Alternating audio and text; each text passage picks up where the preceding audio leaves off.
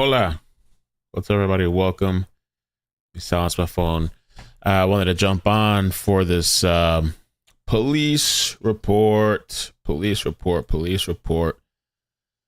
the story of Karmelo Anthony that we've been covering on the channel. Full police report has been released.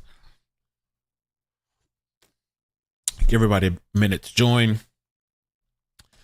I've been posting videos on the channel, so if you've missed it, go check out the video section of Ick and Mel if you've missed that, or follow me on Facebook. I've been posting a lot of stuff there, wherever platform you prefer. Give me a second here. Let me just. Ooh, okay.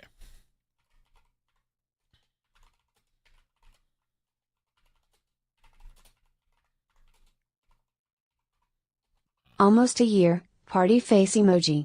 Amazing. Island Thrifts, thank you.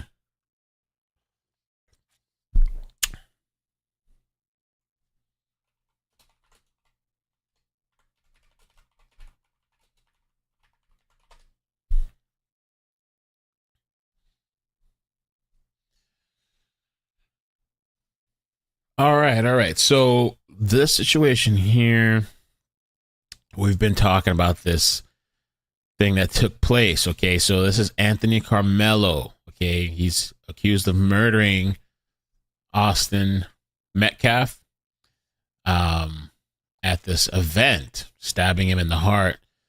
Anthony was born in Baton Rouge, okay, Louisiana, 17 years old. And let's get with the police reports narrative, or what they recorded and documented that day. On 4/2/2025 at 10:01 a.m., I, Stalley School Resource Officer E. Cortez, heard over the radio dispatch call out a stabbing call at David Kai Kendall Stadium. Okay, this is where the thing took place. FPD call notes indicated that an athlete was stabbed. The suspect was reported as being a black male wearing a gray hoodie and blue sweatpants. I immediately left my office and ran across Staley Middle School parking. This is in Frisco, Texas. Parking lot towards a southwest entrance into the stadium. As I entered the stadium, two high school age students informed me that the victim was on the north end of the stadium by the bleachers under the Memorial High School tent. So let me just show you. I used a still image. This is, a lot of people have seen this. Is the tent that they're talking about. If you don't know,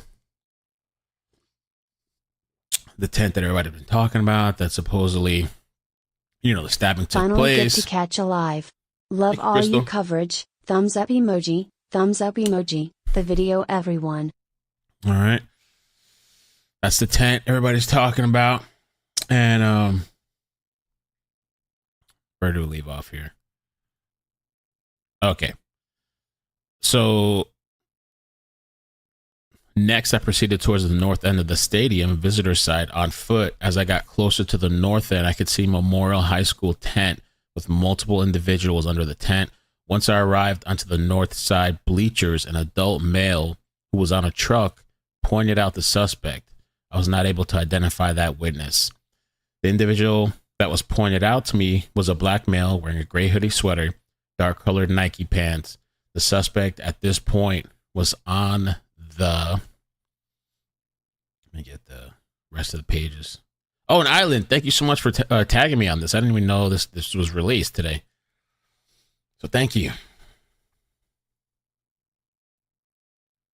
Okay. Track on the north end. There was a chain link fence that separated me from the suspect. I gave the suspect instructions to keep his hands up in the air.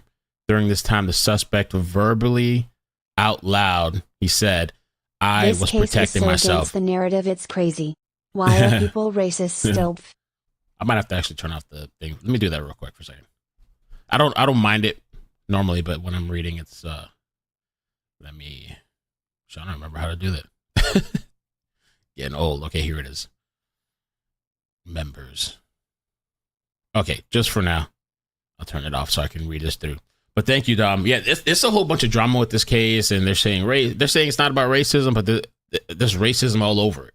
The people like commenting on it, people are glad that Metcalf is deceased, all over the place. Each ways, it's a lot. But I don't think this thing between these two guys was about race. But it's become that for everybody else. All right. So, okay. So this guy approaches the suspect, gives him orders to keep his hands up in the air. During this time, the suspect verbally said out loud, "I was protecting myself." Supposedly the first thing he said.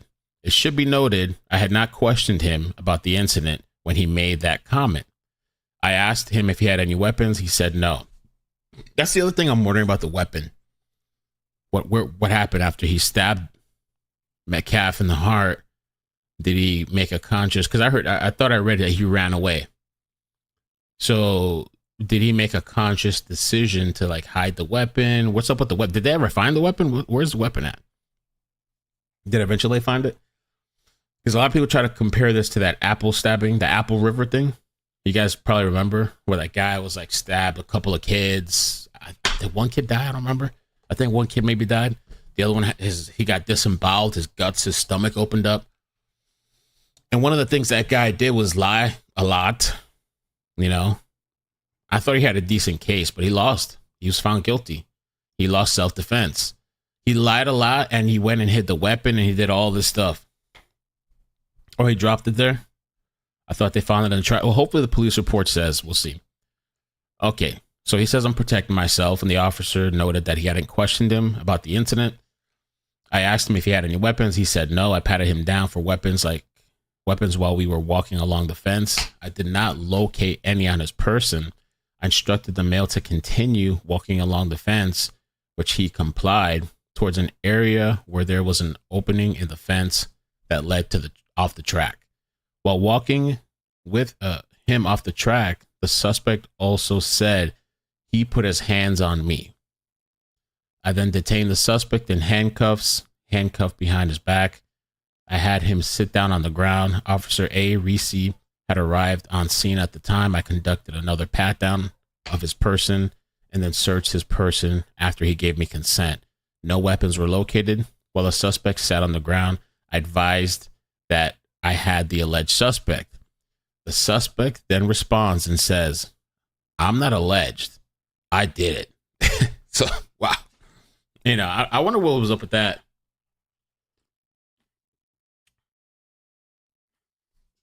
Was that, why say that? Was that a cocky thing? Was he being cocky about it? Or was it just, I don't know. Why say that? It's not alleged. Obviously he did it. That's why, like, if you saw the video I was talking about earlier where the guy was saying that some law firm, I don't know if it's a law firm. It seemed like some law firm had threatened to sue him about his comments, even though I don't think they're related to the family. This dude over here said, I did it. Okay. Allegedly. That's what the report says. It's not really a question. The question is self-defense, what he's claiming. So anyway, he said, I did it. Next, Officer Ricci and I walked the suspect to the patrol vehicle. This is Officer Ricci's patrol vehicle, which was on the northeast gate of Kyrankendale Stadium. As we were walking to the squad car, the suspect was emotional and said he put his hands on me. I told him not to. I did not question the suspect about the incident while he was escorted to the patrol vehicle. I searched his person once again and had him sit in the back seat area, driver's side. While the suspect was in the back seat, I noticed fresh blood on his middle finger. I verbally acknowledged that I saw blood out loud so that it would be captured on my body-worn camera. It should also be noted that the suspect asked me if he is going to be okay while he was in the back seat. I then identified the suspect. He provided his name and date of birth verbally, Karmelo Anthony, with a date of birth of which I ran through the FPD dispatch. Officer J. Hancock arrived on scene and remained with me and the suspect at this point. Karmelo was then checked via eSchool. It's a database for FISD students to also confirm his identity. The identifying information he provided matched the individual I had in custody, Karmelo Anthony. Next, I was advised by Sergeant Holland to transport the subject to the Frisco PD jail. Officer Hancock and I transported him to the FPD jail. Again, I did not question Karmelo about the incident. Upon arriving at the Frisco jail, Karmelo was escorted in the intake. FPD jail staff changed him out into jail attire. I remained with the jail staff the entire time that he was changed over. The clothes that Karmelo was wearing was placed in an FPD paper evidence bag. The clothes remained in my possession from this point on. Upon Karmelo being placed into a jail cell, I continued to keep possession of his clothes. I returned to my patrol, number 2412, I guess his car, along with Officer Hancock, which was in the FPD Sally Port, and placed Karmelo's clothes in the back trunk area. I drove patrol vehicle 2412 out of the Sally Port and parked the squad car in the FPD patrol parking area. Karmelo's clothes remained in the trunk of the vehicle 2412. FPD crime scene technician K. Dillard then took possession of Karmelo's clothes. I added my body-worn camera to the case. I have no further information to report. Okay. Now we have Officer Ricci on 4/2/2025, 10:01 a.m. Was wearing a full Frisco police uniform, and I was operating a fully marked Frisco police vehicle 2412. At about that time, I was dispatched to the report of a stabbing at the stadium. Frisco police dispatch advised an athlete had been stabbed. The suspect was described as a black male wearing a gray hooded sweatshirt and blue sweatpants. I responded code 3 from the area of El Dorado Parkway and Frisco Street. I arrived on the scene at approximately 10:05 hours. When I arrived on the scene, I approached the track field area and saw Officer Cortez kneeling next to a black male wearing a gray hooded sweatshirt and blue sweatpants. The male, later identified as Karmelo, was in handcuffs and was seated on the sidewalk by the entrance to the track. As I approached Officer Cortez stated Anthony was the alleged suspect. Anthony then made a spontaneous statement and stated, "I'm not alleged, I did it." So multiple officers corroborating this statement. I don't know. What do you guys get from that with the statement? Oak says, "I stand on two idiots met at the perfect time." I don't know how to take that. Was he just being cocky? Was he just, I don't know, or or guilt? Just felt bad. I don't know. It was me. It's not alleged. So they searched Anthony's person to ensure Anthony did not have any weapons and found nothing of evidentiary value. Officer Cortez and I then walked Anthony to my pre-searched patrol vehicle. Pre-searched. And Anthony was seated in the rear driver side compartment of my patrol vehicle. While walking to my patrol vehicle, Anthony made another spontaneous statement and asked if what happened could be considered self-defense. I replied by telling Anthony I did not know what happened. It should be noted the in-car camera on my patrol vehicle was activated prior to Anthony being placed in my patrol vehicle. While Officer Cortez assisted Anthony into my patrol vehicle, I noticed Anthony had blood on his left middle finger. I grabbed my department-issued digital camera and took a photograph of Anthony's hands. I later uploaded the photograph to the crime scene folder under the case number. Officer Cortez remained with my patrol vehicle and Anthony while I provided assistance with scene security. Nothing further from this officer. Okay, that's page 2. There's 7 pages. 7 pages to this. Let's see what else they got on here. So now, which officer is this? Oatis Will, the same day, but this is at 4/2/2025 at 5:04 p.m. on Wednesday, April 2025. Oh, okay, never mind. It was, I guess they documented it at that time, but the scene was at 10:01 a.m. Frisco Police Department officers dispatched to Frisco Independent School District, FISD Stadium, Frisco, Collin County, in reference to the stabbing victim call. Frisco Police Department Emergency Communications was receiving an emergency call regarding an athlete that was stabbed. The originally unknown assailant was a black male wearing a gray hoodie and blue sweatpants, and also had a goatee and short hair. The subject was possibly wearing a Centennial High School attire, and it was believed he was a student there for the sporting event. This had taken place on the visitor side of the stadium, north side, and the victim was under Memorial High School memorial tent in the bleachers at around the same time. School resource officer Cortez arrived on scene and began assisting the victim, trainers, and other parties. Or Officer Cortez also radioed that he also had the suspect. Sergeant Oatis was working with the 50th sector as the sergeant.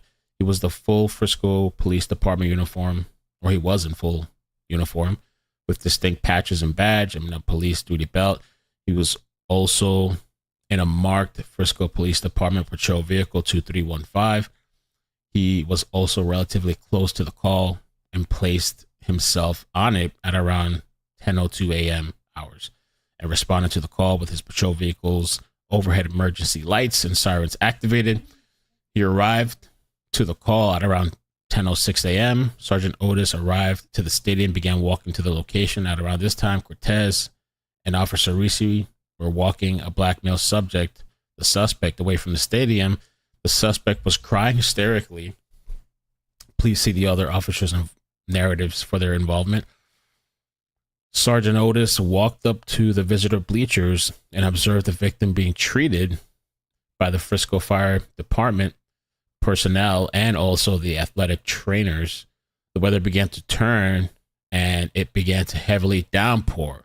At this time, some of the FISD staff moved the memorial tent to cover the victim and the FFD personnel. Sergeant Oatis began using his city-issued phone to snap crime scene photos to preserve as much of the scene as possible due to the weather and the large gathering of people that were involved in the incident. That's one of the things that I had heard too, is supposedly one of the theories. I don't know if it's true. I don't know if it was witness account that Karmelo had gone to this tent because it was like starting to rain or the weather was turning bad or something like that.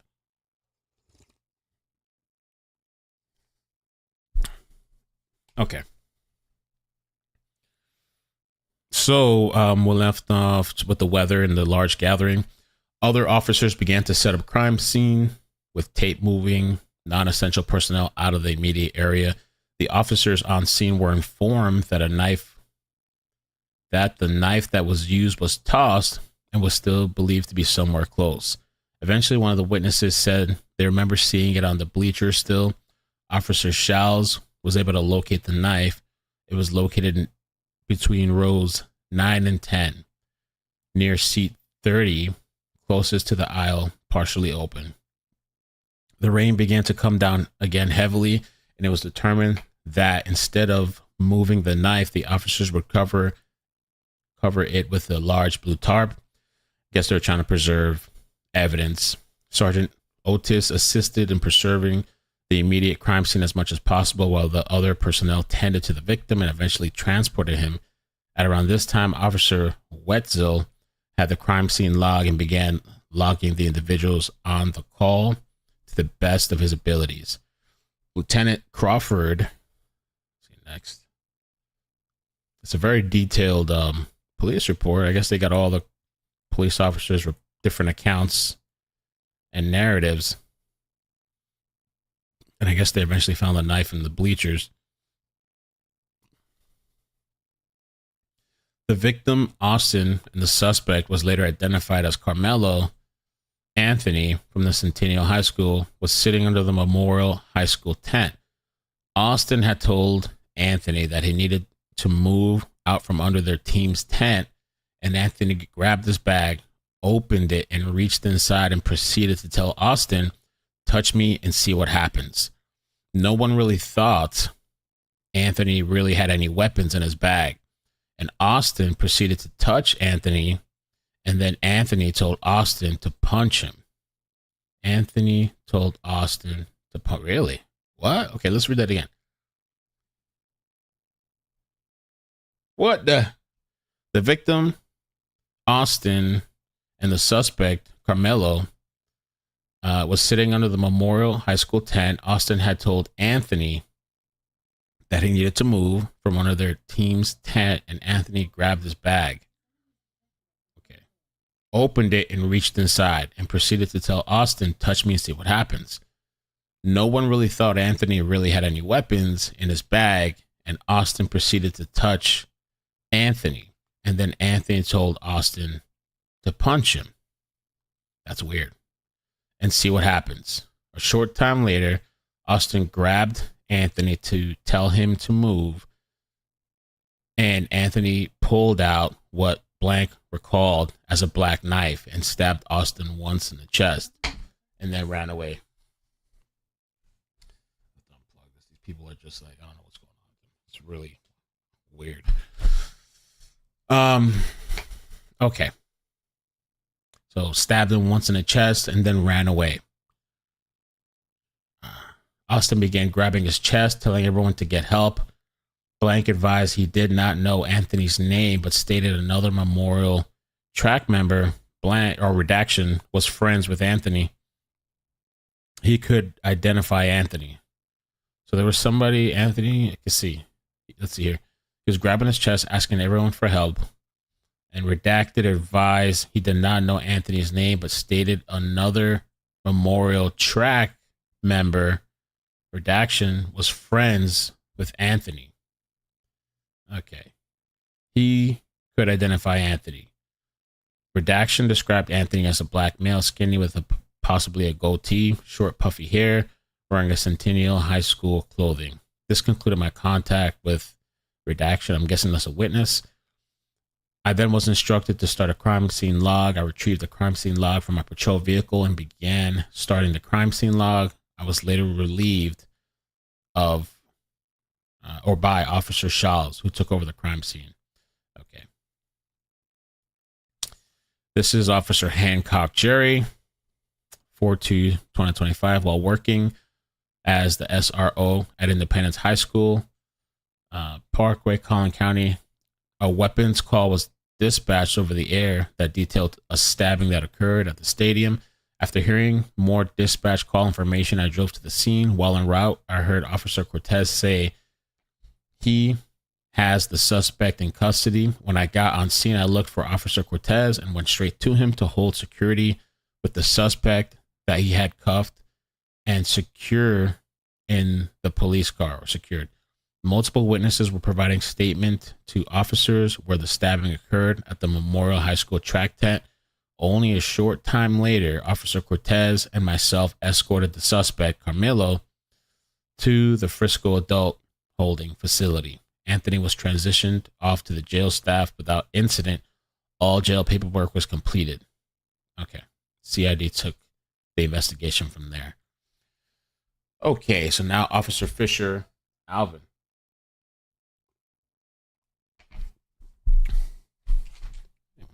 Hold on a second.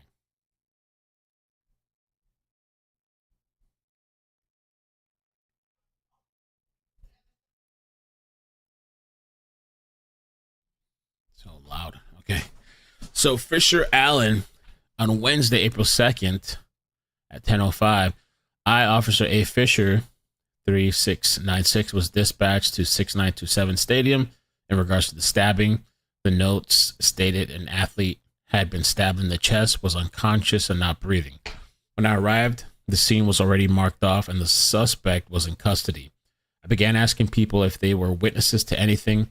I made contact with Hunter, redaction, and then somebody else, redacted. They were both breathing heavily and crying due to the nature of the events. They were with coaches on the field and it was pouring down rain. We made the decision to relocate to a locker room just to the east to get out of the rain. Once in there, things calmed a little bit. However, they were still hysterical and could not really talk in there. I learned Hunter was the brother of the victim. Okay, there we go. I attempted to ask them both what happened. I could not really get anything out of Hunter, but redaction stated he wanted to speak. I asked him what happened, and he stated they were all sitting on the bleachers under the memorial tent when another male who he did not know, walked over and sat under the tent. Redaction here then said Austin, the victim, told this male that since he did not go to memorial, he had to leave the tent. Okay. Austin and the male went back and forth, and Austin stood up and pushed the male to get him out of the tent. There's another witness account here. Blank had said during this time of arguing, the male was reaching around in his bag he had. It was at this time the male took out a knife and stabbed Austin and then left the scene. This was all he remembered when he talked to me. After this, I then stood with the 3 athlete witnesses until CID arrived. So according to this witness account,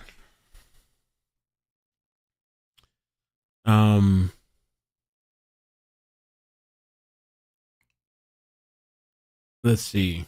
He asked him what happened. They were all sitting on the bleachers. The other male, who he did not know, walked over and sat under the tent. Blank then said Austin, the victim, told this male that since he did not go to memorial, he had to leave the tent. Austin and the male went back and forth. They were arguing, I guess. And then it says here, Austin stood up and pushed the male to get him out of the tent. And Blank said during this time of the arguing, the male was reaching around in his bag.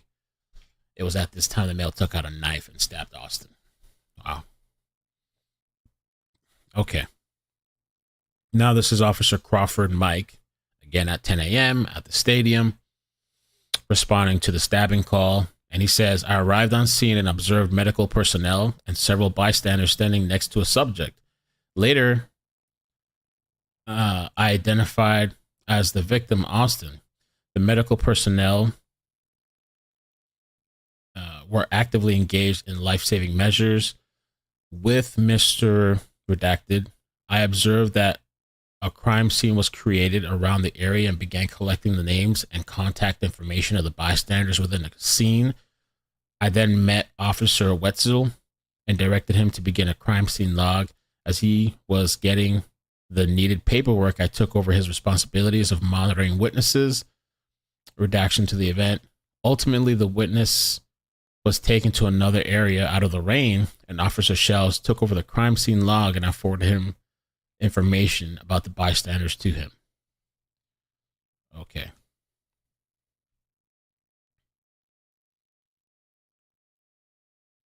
That's some more accounts here. From that point forward, I worked with coordinating response for SRO, CID, CSI, and PIO. That was it for this guy. Now, Shals Jacob, another officer, says was working at the SRO at the Student Opportunity Center at approximately 10:01 a.m. I was dispatched to the stabbing that occurred at the stadium. And it says, it should be noted my location is approximately 200 yards from the stadium. Upon my arrival, I tried to get an update location of the suspect. I could not see Officer Cortez when I arrived. Officer Cortez informed me over the radio that he had the suspect in custody. At this time, I turned my attention to the victim.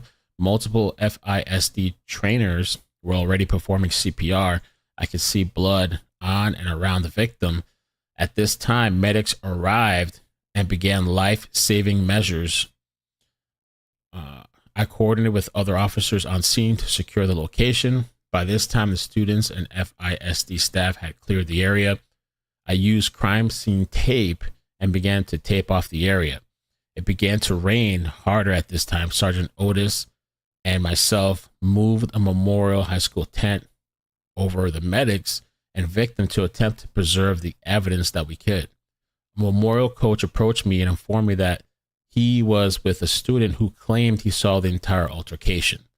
I told the coach to stick with the student and that we need to get him to the police station to give a statement.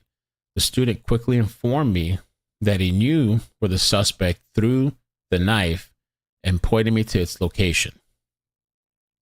I located the knife with Sergeant Oatis and could see the blood on the knife. I quickly used my city-issued phone to take pictures before the rain could wash the blood away. Sergeant Oatis located a blue tarp, and we decided that we should cover the knife without touching it in an attempt to preserve any evidence. It was windy and raining hard. Once we positioned the tarp over the knife, I I reached down and grabbed a backpack left in the stands to weigh the tarp down and threw it by where Sergeant Oatis was positioning the tarp. It was later discovered that the backpack I threw up under the tarp was the suspect's backpack. Wow. It was the only Centennial High School backpack located within all of the Memorial High School backpacks in that area of the stands. So that's interesting. Or maybe it's not, but it's just more confirmation, I guess, that his was the only backpack, Karmelo's, from another school. But from the other witness account, it seemed like somebody maybe knew him or recognized him. Okay. After securing the crime scene with crime scene tape and attempting to preserve as much evidence as possible, I assisted other officers with locating other possible witnesses. Officer Wetzel was maintaining scene security while I was assisting other officers after the medics transported the victim. I relieved him of that post so he could go back to the patrol. I maintained scene security until the call was cleared. Photos will be uploaded to the crime scene folder and my body cam will be downloaded at the end of the shift. Okay, so that was Charles Jacob. And now we have Pemberton Kyle. Arrived that morning as well, 10:04. Number 3411 responded to the stadium. Call notes advised the male had been stabbed and was unconscious. Upon arrival, several officers and medical personnel were attending to the victim who was laying on the ground of the stadium bleachers. I coordinated the Frisco PD response and trying to establish a crime scene. The knife reported to have been used in the assault was located by an officer or another officer in the bleachers. Shortly after my arrival, a large downpour of rain began. I directed several officers to use tarp found at the scene to cover the location of the knife. I remained on scene until the victim was transported. Okay. And then we got another officer account, Newton Justin. And the same thing, this guy responded. Oh, well, he responded to Texas Plano to assist with the case. He was tasked with meeting the ambulance at the hospital. Okay. He arrived prior to the ambulance and waited for them to arrive. They arrived at 10:46 a.m. Let me get the next page. Okay.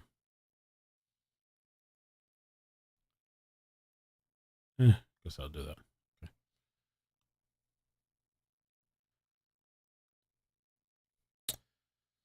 Number 1016978 was placed on the bag and secured. I took notes during the time which were scanned to the report and booked as evidence. I turned in the crime scene log to be scanned to the report.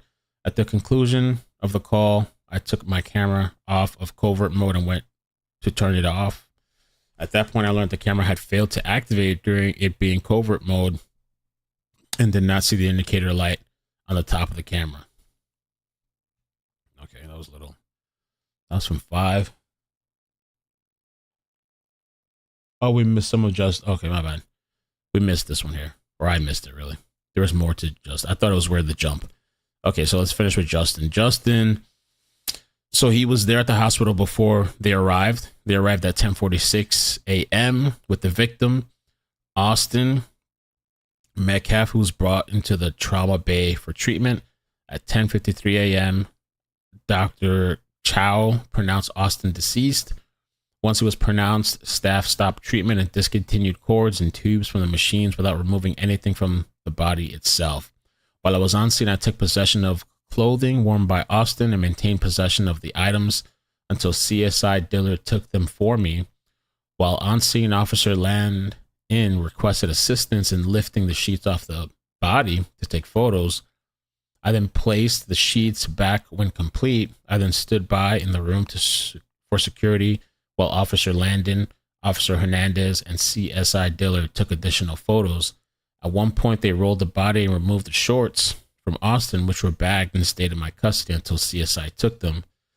At 1:24 p.m., family was allowed into the scene to view the body. I was informed by staff and officers that they would be allowed to touch the head and feet of Austin, which they did. Wow. At 1:37 p.m., Nurses from the hospital bagged Austin in a body bag. And at 3:15 p.m., the transport service for the medical examiner arrived and took possession of the body. And then it says tag. Let's see, 6 now. Okay, there we go. That now makes sense. Tag number 1016978 was placed on the bag and secured. And he took notes, which were scanned to the report and booked as evidence. I turned in the crime scene log to be scanned to the report. At the conclusion of the call, I took my camera off of covert mode and went to turn it off. And at that point, I learned the camera had failed to activate, so it never was on, I guess. Due to it being on covert mode, I did not see the indicator light stop on the top of the camera. The indicator lights on the top of the camera. Okay. Now we got Officer Higgins Andrew was working as the desk officer at this 7200 Stonebrook Parkway, Frisco, Collin County, Texas. At approximately 10:42 a.m., walked into the main lobby stating that he had witnessed the stabbing. Oh, so somebody walked in, okay, and said that they witnessed the stabbing and was told to come into the lobby to complete a witness statement. I gave redacted a voluntary witness statement, which he worked on until detectives arrived to speak with him. Redacted left with detectives, and I returned to my normal business. That was it for that guy. Then we have Craig Thomas. And this report was done at 5:04 p.m. And it says that at approximately 10:01 a.m., reporting officer Craig Thomas, school resource officer, Liberty High School, was at Heritage High School and heard via radio that a FISD student had been stabbed at the address of 6927 Stadium Lane. I immediately responded to the scene. Upon arrival, I made my first contact with Officer Cortez, who was standing next to a marked police car. Officer Cortez advised he had detained the suspect and he was in the patrol vehicle. I then responded to the victim's scene that was in the north bleachers. As I walked up, I noticed Frisco Fire Department personnel was attempting to provide life-saving measures to a subject later identified as Memorial High School student or high school Austin Metcalf. As other officers worked the scene, I was asked to respond to the stadium's medical locker room area and keep the following Memorial High School students / witnesses separated until detectives could speak with them. So these are all redacted. I didn't make these redactions. They were already done, but I think that was probably the right thing that this person did. But I'm sure it's probably online somewhere, probably able to find it, you know. So okay, there was all these witnesses. They documented this. While with them, I was told to take their cell phones from them and later turn them over to Sergeant Bissonette. After being relieved, I was asked to make contact with all FISD athletes that had been placed on school buses. Below is a list of students who identified themselves as witnesses to the stabbing. Okay.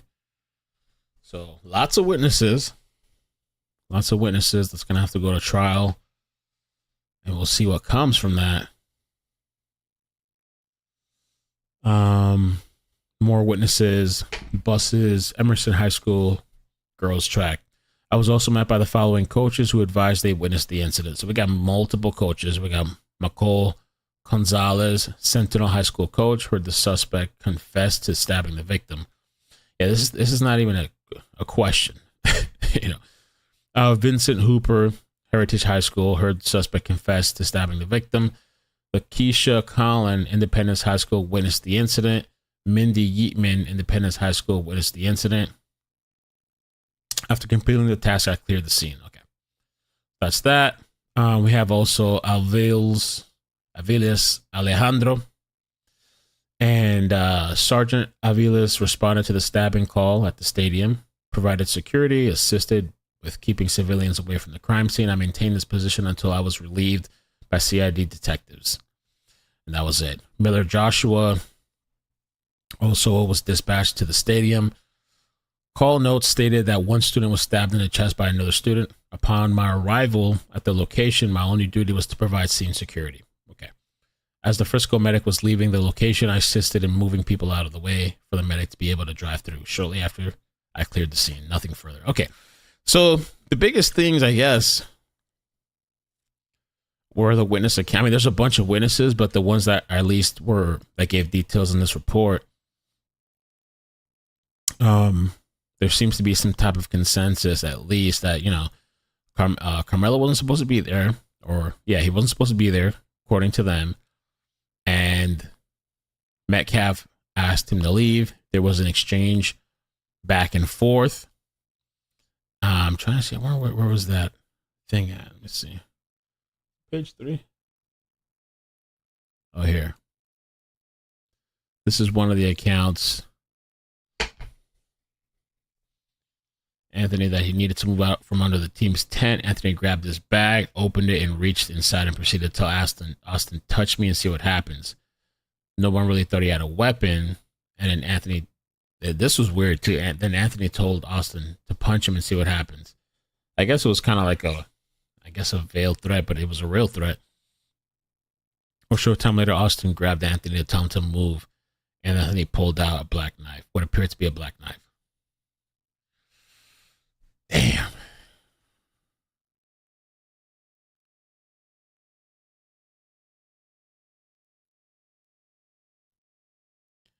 So I don't know. It's going to be really interesting to see. I wonder if we'll get to watch this trial live, if they're going to stream it. I think we've done like at least 2 self-defense trials that we've watched. I can't remember the names. There was one at the bar. I know you guys remember. There was one at the bar we covered. And then there was the other one with the Apple something stabbing. And both of them lost those cases, the self-defense cases. I think this is going to be really up to the witnesses and what they say. And also Karmelo, I don't know if they'll allow it, but that alleged previous incident that he brought a knife and he was suspended. Why was he bringing a knife to school? And or the track meet, yeah, it wasn't. I guess it wasn't really at the school, but it was at this gathering of all the different schools. And you know, I wonder if they've had previous history with each other, or was this just completely the first time seeing each other? Sorry, Boone's a nut. Sorry, Boone. It was definitely a crazy escalation. I still don't get that. Still don't get it. Was he on medication? Oh, let me read this too. I almost forgot. There was this article that I found tonight. I was right about to go to bed. I'm not gaming, by the way, tonight. I'm going to go to bed because I was up late last night. Oh man, that thing, when you get older, it just takes so much out of you. So no gaming tonight, maybe tomorrow night. But female CEO makes shocking claim about the boy 17 stabbed. Okay, it's Texas. A female CEO has claimed that a teen boy who was fatally stabbed at the track meet was bullying the 17-year-old accused of killing him. And this bullying thing, that's the thing too, that kind of like, where are people getting this from? Because there's been so many false information. There's been like these viral posts that people just say and people just run with it. I haven't seen the bullying thing corroborated. I have not, yo. And then there was even this thing. It's so crazy. I tweeted this out. I feel like my Twitter is like, I don't know. I feel like my Twitter is, I don't know, shadow banned, or just for some reason, it doesn't make no sense. I cancel my membership. I'm not paying for that bullshit. For 9 likes, 5, 10 likes every post, fuck that. I cancel my bullshit premium for Twitter. It's ridiculous. And they up the prices too. Fuck Twitter. Even though I like it. But yeah, so there was this post going around saying, okay, this is fake. Okay, but this is saying it's a Collin County place of death.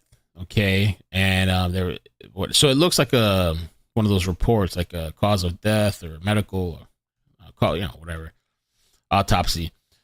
And so they're saying drug overdose, blood loss via stab wounds. I wonder if this was like a troll or something. I don't know, but they were trying to say that he OD'd. Okay, and this is just not the truth. Okay, and the ironic thing from this person is that their name is called Truth Seeker, right? Truth Seeker, but you don't tell the truth and you don't seek the truth and you post false information. I understand mistakes happen, but bro.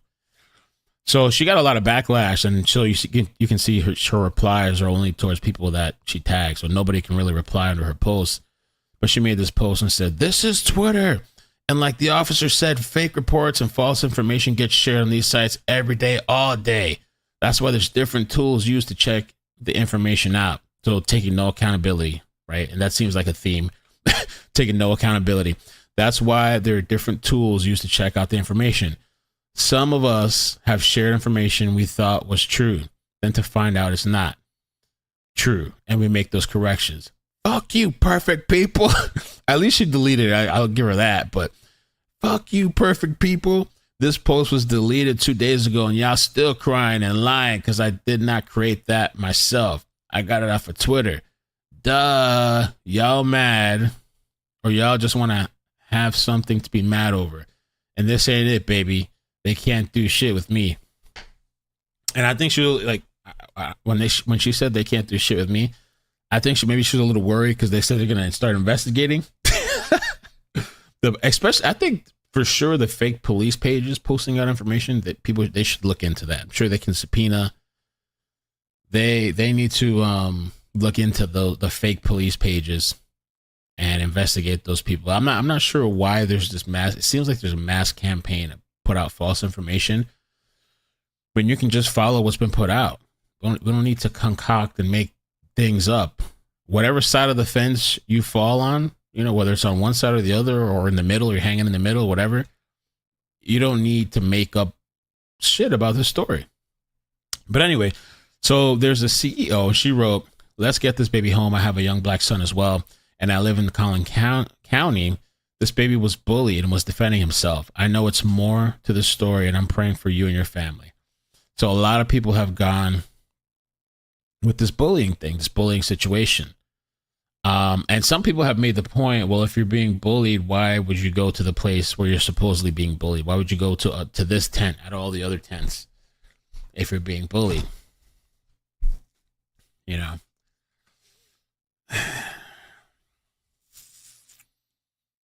And I really don't know what was the point of this. The stabbing thing, I don't know if it's testosterone too and being young. And I'm sure Metcalf probably never thought he was going to get stabbed.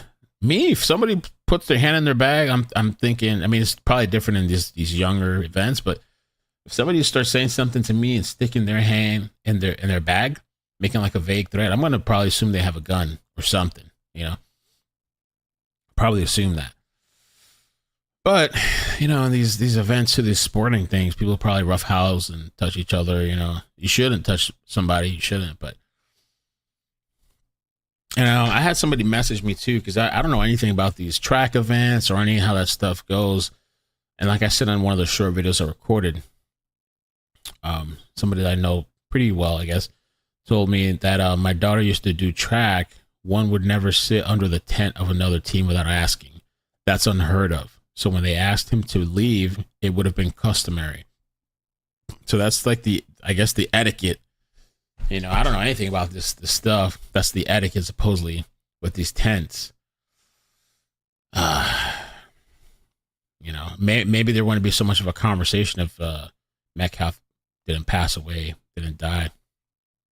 And there's a lot of support. There's support for Metcalf, but there is a lot of support for Karmelo. And let me see what the Give Send Go is at right now, because they took down the GoFundMe. Because GoFundMe will not fund if you're convicted of like violent crimes. If you're defending yourself, they won't do that. But Give Send Go does. Give Send Go. The ironic thing with that is almost kind of considered like a conservative platform, but I think it's just a Christian platform, really. But I guess conservatives use it a lot, so a little ironic, somewhat. And they hit the goal. They passed. They were at $207,000, and I feel like at first they were at 100. I'm not sure. The goal was 100. Then they bumped it up to 150, and then they bumped it up to 200, and then now it's 300.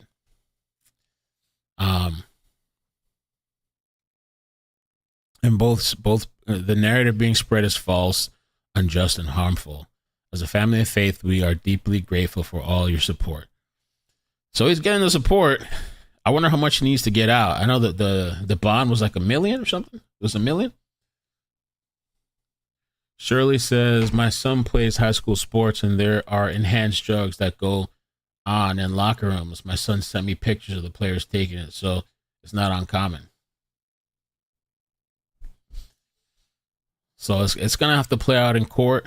I wonder, I don't know, have they even mentioned anything about the death penalty? Is that even on the line or no? Death penalty. And let me see the top donators. Do we have any new? No, tomorrow, $3,000.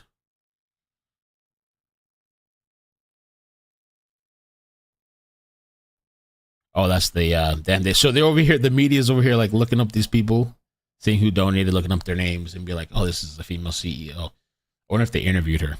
I don't know. Crutchfield, who donated $1,000 to Anthony, later doubled down on her support, adding, "No, I don't agree with what he did, but it's more to the story." Okay. There was this clip of some lady. I was gonna post it on my Facebook. Facebook's been kind of hot. Some of the posts that I made, people have been kind of going back and forth and arguing a bit. There was this lady. I was going to post this. Let me see where it's at. There was this lady. By the way, what's going on with Britney Spears? I mean, I guess it's not surprising. I'm scrolling on my thing, but Britney. Pinky nail. I haven't had nails since I was in like the 7th grade. I'm like freaking out. Like really tiny, but still. It's like, hey, baby, I can't believe it unless based on you. Yeah, so like really. There's a whole Free Britney movement. They're all saying, you know, she's in a terrible situation, but she's still, I guess she's struggling. I don't know what's going on, Britney. It's Britney, bitch. So this lady here, she's on TikTok. I don't know this lady's TikTok account. I found this on Twitter, but she was snapping. What's the case, then guess what you do? You keep your black tail at home. See? If this was the case, then guess what you do? You keep your black tail at home. See, I've been letting these comments slide all freaking day, but I'm not doing it no more. This is that ignorance I'm talking about, and it's coming from the black people. That's the only piece that I see. Now, all of the black people, it's a lot of black people that stand for justice and what's right. But here it is, you saying... I think it's ignorance everywhere, really. We need I see to hear the whole story. What is the whole story? There's nothing more to hear. I even saw in another video where they were saying, oh, well, y'all don't know the whole story because he was being bullied and, you know, they were being racist to him. Let's just say Austin was being racist. Is that worth the death penalty? Are we now giving out the death penalty over words? Do we not teach our children enough self-control that if somebody doesn't like you, stay away from them? Don't go near him? The Bible teaches us that if you don't have no self-control around a woman, go not nigh her house. Oh, that means he shouldn't be going down that street. Well, you stay away from the controversy. You stay away from the confrontation. And you can't sit up here and tell me that that boy didn't have no intentions if he brought a knife to a freaking track meet. Now, if he was in danger of his life, he should have took his black tail home. Because that's what I would have told my black children. Keep your black tail home, son. Because the goal is to make it home safe. The goal in anything in this life, and this is for men, women, and children, make it home to your family safe. You see somebody getting into it and something is happening, you don't always have to jump in. We are done with the whole, well, I jumped in to save her life or save his life. Just like somebody having a fight with their spouse or something, you jump in and they kill you, but she been dealing with the abuse for the past 20 years because she don't want to leave. That's not your fight. Not every fight is our fight. We have to be wise. We have to have discernment in what to do, when to jump in and to step in and do something. Let's just say that he was racist. And what do you do with that? You step away from it. You don't have anything to do with it. But see, they didn't like the fact that they confronted him and said, hey, man, you're on the wrong side, because we've seen this before. It's so unfortunate, but we've seen this before. We've seen there, oh, you stepped on my shoe. Yeah, this is ridiculous. You called me the N-word. And people lose their freaking minds. Yeah. They lose their mind. I remember one time, man, because I used to work in a hospital and I was a pharmacy tech. And I know it's nothing compared to what the situation is, but it made me think of this. There was this doctor. I don't know the guy, some Indian doctor. I stepped on his shoe, man, and he gave me like the most disgusting. Like he looked at me like I can't even like describe it. The most disgusted look, like I was a peasant, like some just groveling whatever. Just so, and I said, "Oh, I'm sorry," but he didn't even say nothing. He just kind of like looked at me with disgust and kept walking. I was like, oh shit. Over a word. It's just a word. Why are we so sensitive and butthurt? I'm not. And the black people I'm around not. Absolutely not. Because they wouldn't even, I wouldn't even talk to them. See, we have no communication because I don't deal with nobody that's ignorant that would make a statement like this, ma'am. I'm sorry, I'm letting you have it. For everybody that has left a comment saying, well, we don't know the whole story and he was being bullied. If you being bullied, then why don't your parents pull you out of school? They have a K-12 program. They could take you home and say, son, since you're being bullied, we're going to go ahead and pull you out of school for about a year and try to find another private school or something for you to attend. But you took your behind to a track meet with a knife and you stabbed somebody in the heart. The thing is, like, if there was like some type of long history, let's just theoretically say if there was like some long history, they're messing with this kid like throughout the years and whatever, like if there's actual proof of some type of bullying and like hazing and all kinds of stuff, maybe, okay, I can see maybe why the guy snapped or something, you know, like I don't know, but I just don't see that in this case, and it doesn't make sense, I think, for him to go to that meeting with the track thing with a knife and sit under their tent. I don't believe the bullying thing, but a lot of people, I think, because people can sympathize, they empathize with the bully, they've dealt with them or their kids or growing up or whatever. I understand, you know, but I also understand too, like we're in a different time, man, because like even now, like with the video games, I mean, when I play the Call of Duty, all these things are popping up on the safe space. You can't say this, you can't say that. I remember when I used to play back in the day, I used to get cursed out, called all kinds of names and all this stuff, and it just kind of is what it was. And I understand, I guess they're trying to provide some type of safe environment, but you can't do anything in these games now. They have all this kind of flags and safe space and don't be mean and all this stuff. I'm like, what? Because when we're playing the games, we curse each other out sometimes, you know, like it's just kind of is what it is. And then it's just like in schools too, like it's just the times are different. You know, back in the day, you know, you deal with your situation, you fight if you have to fight, or you avoid the fight if you can. Sometimes you can't. But, you know, people tend to sometimes, maybe not nowadays, respect you even if you lost. All right, well, shit, he stood his ground or whatever. People will keep fucking with you if you don't. Almost like jail mentality kind of, right? Like, but to go to I mean, I never brought a knife to school like that. I mean, I don't know. I do think it's like harder probably now for kids going to school. There's all kinds of stuff going to school, man, you know. And I mean, there was that little girl that, you know, I guess deleted herself. That was really sad. There was a little girl.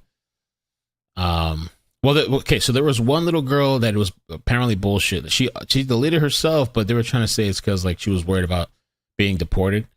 And I think that story, I came to find out that she was being abused at her home. So I'm like, what kind of kid is worried about that shit? Do you think I'm going to be thinking about that when I'm growing up in school? Like, I forgot how old she was. I think she was under 10. But there was a different story with some other girl that she was being bullied and she offed herself. That was really sad. You know, it's really tough, man. And you got to really communicate with your teachers and stuff. But none of this shit makes sense to me, you know, to lose your life. You know, I still feel more like, because, you know, I've talked with a friend about this, and some people are just like, they both messed up, whatever. My only thing is that the only thing is Metcalf does not get to come back from this. He doesn't really get to defend himself. It's permanent. Anthony has a chance, but, you know, people are saying, well, Anthony caused it. Not caused it, I'm sorry. There people believe it was self-defense. So I have to see. And I think like a lot of things, people say all kinds of shit until they're in it. Like lawsuits, people, oh, why'd you do that? Why'd you do that? Until you're actually doing it, you actually see the whole legal shit and you've gone through it yourself. People talk all day until you actually got to do it. So people love to say, oh, self-defense. I killed this, killed that motherfucker. Okay. You got to really be wise. You know, I remember when I got my concealed license, I was talking to the instructor, and he was just telling me, like, you got to be really careful. And he was even saying that, like, he was giving me scenarios, and he was like, if he was out in public with his family or something, let's say like a shooting takes place, he said he probably most likely would not intervene if it was like a one-off shooting type of thing. He said because there could be so many elements to it. Like what if the person that was shot and killed somebody was defending themselves and then you go and kill that person? Or he just told me so many different scenarios. I mean, I would like to think if there's a mass shooting, you'd intervene, but people love to talk that hot shit, and it might not be what you think it is in the courtroom or in a lawsuit or, you know, in any kind of legal situation. You don't know what's going to happen in the courtroom and how much time. And let's say even if you win, let's say even if you come out on top and win, how much money did you spend? How much, like, your life turned upside down? Your family, what happens to you while you're locked up? What if you get raped or whatever, assaulted? You know, like all the shit that comes with it. And at the end of the day, when you look at it, over some, you know, move out of the spot from a tent. Out of the spot of a tent. When you look at the end of the day, imagine just losing your life over some shit like that. The spot of a tent, and it goes back almost like what this lady was saying. Oh, you stepped on his shoe. Because people are really like that. Sneakerheads, and like back when I was going to school, if you step on somebody's shoe by accident or whatever, it's like this whole thing of like their life is connected, their soul is connected to this sneaker. You know, and it's like people get really offended. I don't know where I was the other day, and I kind of slightly touched somebody's shoe, like my shoe. And I said, "Oh, I'm sorry, man." But the guy kind of looked at me too, a little like he felt some kind of way. Man, to me, it's not that big of a deal, but I know maybe there's sneakerheads out there. My sneakers are trashed. My sneakers, they get dirty so quick, but they're not my life. I mean, I want to have something nice, but they're not like the end all be all for me. You know, some people, it's the end all be all. Sneakers, Pokemon cards, whatever. So really sad situation, huge divide. I wonder when this is going to go to trial. I wonder how much to get him out. Is this the give, send, go? They already have some lawyers. Is the give, send, go part to get him out? How much is it going to take to get him out of jail? Anthony's being held in Collin County on a $1 million bail. Holy moly.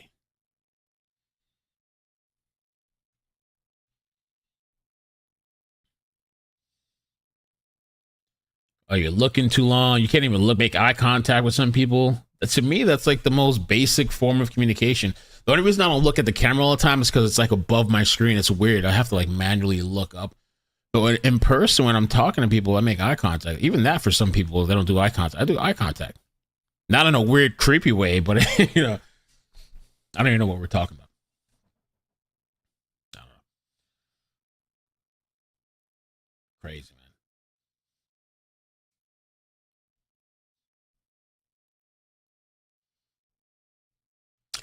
So I guess we'll see how it turns out, man. I guess we'll see. There's also the tariff stuff that's really kind of crazy right now. Stock markets are volatile and dropping. People freaking out. I don't know what's going to happen. China's pissed. China's not happy, man. China pissed off. China's angry. They're threatening to do more tariffs and all kinds of stuff. There's another story I might talk about tomorrow when I get notifications. We'll see. We'll see what happens tomorrow. Let me get the members chat real quick too. Leslie, thank you so much. Thank you for the 5 memberships. Shirley says that there's always 3 sides to a story. Sometimes it is better to kind of sometimes it's better to sound is cutting in and out. Really? Why is it cutting in and out? I wonder if that's a YouTube thing. Alien Thrifts, thank you for the 11 months. Almost a year. Crystal, thank you for the 23 months. Let me check my audio. Dom, thank you for the month. Potent Pondering. Why did a child try reprimanding another child? They're 17 though, but yeah. ASCH. Thank you for the 41 months. Holy crap. 3 years plus. Claudia, thank you for the year. Amazing too. And Leslie, thank you for the 5 memberships. You might, if it's clipping, you might have to back out and come back. I don't know why it does that. People tell me it does that. Let me see. It's playing smooth. Thank you for the 41 months. On my phone, it's smooth, but I don't know. I know it is happening because people tell me it happens, and I don't know what to do. I think people just have to back out and come back. It's kind of weird. But maybe I'm losing people watching because of that. Maybe it's clipping out for some people. I think it's the multi-streaming causing a problem. But all right, guys, I'm going to head out for now. I will see you tomorrow. Thank you so much. No, it has nothing to do with the headphones. The headphones are plugged in. It's not wireless.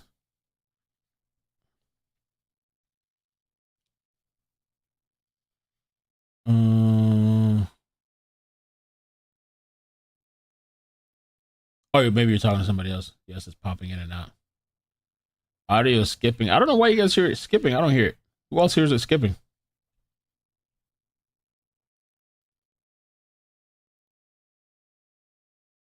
Damn. Maybe I have to go back and listen. All right, guys. Love you. Take care. I'll try to figure it out. Take care. Bye. Bloop.